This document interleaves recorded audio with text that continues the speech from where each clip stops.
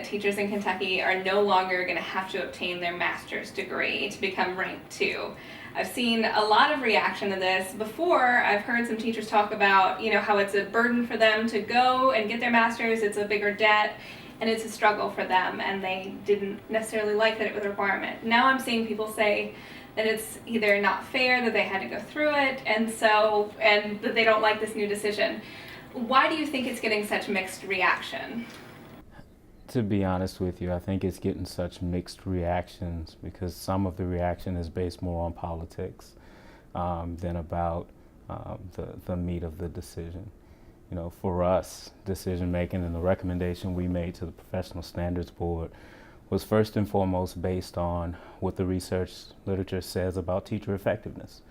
When we look at teachers who earn master's degrees, the research literature does not give us any indication that a teacher having a master's degree is more effective than a teacher who does not have a master's degree.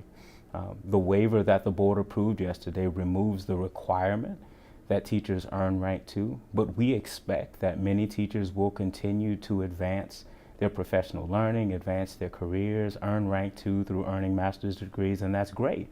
We just see no need to have to impose that burden, mandate that on teachers when it doesn't lead to increases in the performance of our students. And so that's one of the main questions I've seen on social media and things since the decision was announced. People are asking, what does it mean for people who already have gained their master's degree, or what does it mean if someone wants to continue to get rank 2? Do they have to go through their master's? A lot of questions about what it means for teachers. Right, I think that's a great question. There's been some misconceptions around what the board actually waived yesterday.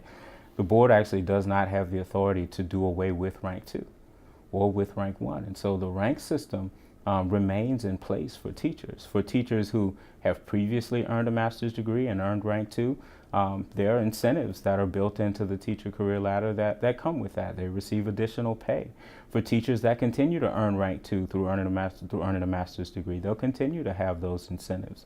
Kentucky's law already allows for teachers to earn rank 2, though, through earning an approved master's degree or through a continuing education option. Now, there have been very few school districts who've taken EPSB up on the availability of that continuing education option. What I hope we see is more districts creating high quality professional development options that permit teachers to earn rank 2. Some of them will continue to get master's degrees, but for those who don't choose to go that route, there should be viable, lower cost options for teachers to continue advancing in their career. So what options will they have? Will there be expanded options in terms of professional development, or how will they be able to advance their career or their education moving forward? Well, first, all of the options that have currently been on the table remain on the table, right? So teachers will continue to pursue master's degrees in the way that they always have. It's just no longer a requirement. We don't have nearly the number of continuing education options that we need to have for teachers to earn that rank 2 in alternative ways. So my plea to our local school districts across the state is to get to work on what some of those programs could look like. Design those programs and then apply to the Professional Standards Board to have those programs approved to give teachers an alternative way to earn rank 2. And will there be any, will the availability and quality of professional development be expanded, do you think, through this by the local districts or by the state? I think so. I believe districts have some great ideas. I think they're already implementing some high quality professional development. And it's just a matter of them packaging those things, putting it together into a more comprehensive program that aligns with the requirements of the Professional Standards Board. So I think this is a healthy conversation in that it's helped people to better understand what rank 2 is, to understand that it's not exactly a master's requirement, that it was a rank 2 requirement.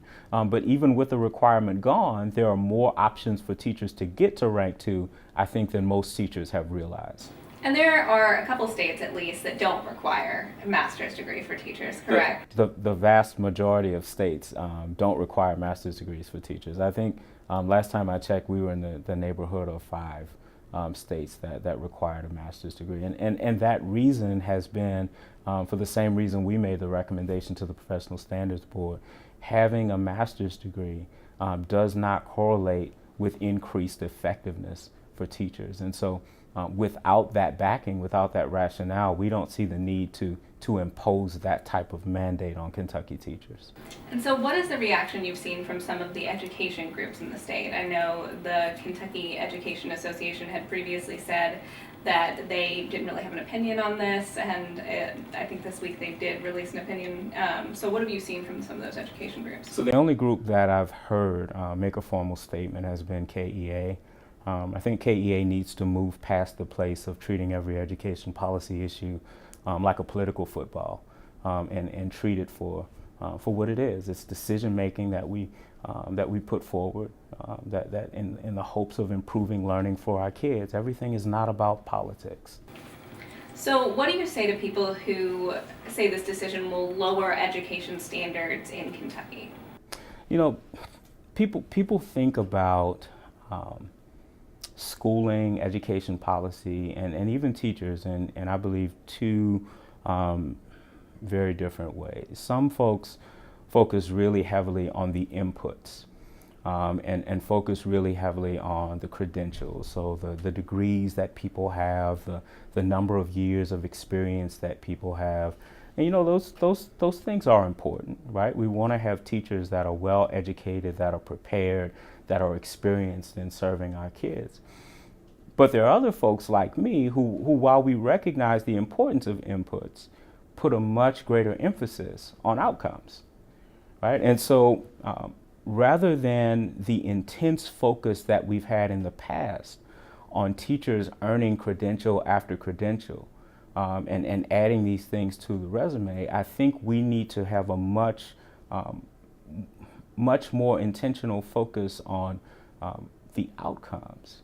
How well are students doing as a result of the things that teachers undertake? We know from the research literature that high quality professional development does in fact have an impact on teachers' practice and then eventually on student outcomes. I think we have the opportunity to grow the high quality professional development targeted at teacher practice, targeted at improving student learning. I mean, a focus on those things could lead to a greater outcomes, the outcomes that we want to see, the outcomes that we're going to hold ourselves and our system accountable for. That's a different way of thinking. Everybody doesn't subscribe to that way of thinking, but I'll say to anybody, I don't hide it, I am an outcomes-focused person. And so any decision that we make, whether it's policy or practice, we ought to be asking ourselves, how does this move the needle on student achievement? If it doesn't move the needle on student achievement, then it ought to be up for consideration for stopping. And if we find a practice or a policy that we do think is going to move the needle on student achievement, then we ought to be considering it. So what other efforts or initiatives do you see the department taking up in the near future that would address those things? You know, we are going to continue and work in collaboration with the Education Professional Standards Board to think about teacher effectiveness. And what are those things from a policy and practice standpoint that we can do to help to support teachers to increase in their effectiveness, to incentivize teacher effectiveness? What are the things that we can do that encourage people to go into a profession, a teaching profession where not just the harder you work, but the more effective you are can lead to rewards and moving up a teacher career ladder? During the 2018 session, I believe there was a bill that would have done the same thing that this decision did, basically get rid of the requirement, technically, for the master's degree. What's the difference between this and that bill, and why are we able to do it through this avenue rather than it having to be legislative? So the requirement that teachers move to rank 2, which most have done through the master's degree, was actually in regulation.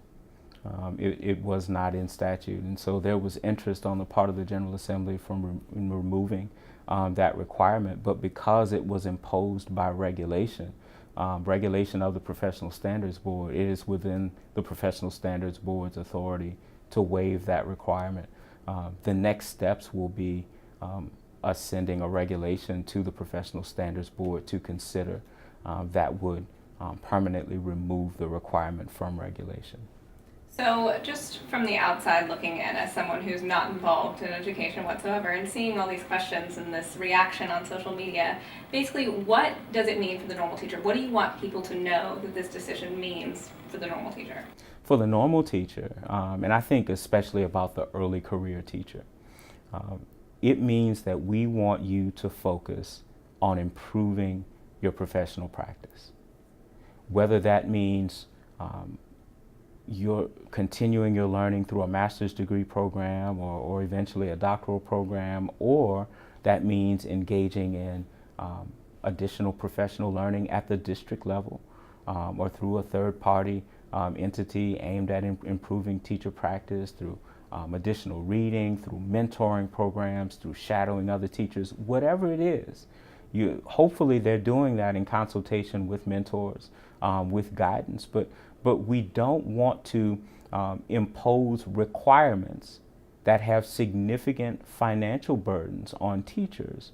First of all, understanding that they've come into the profession, many of them with significant debt, and second, impose a requirement that there's really no good rationale for, when there's no definitive proof that engaging in this costly endeavor is going to in fact improve your practice. When you get to the place, whether that's in 2, 3, 5, or 10 years, where you want to pursue that master's degree and advance your education, you go for it. But you don't need to do that because the state has required that of you.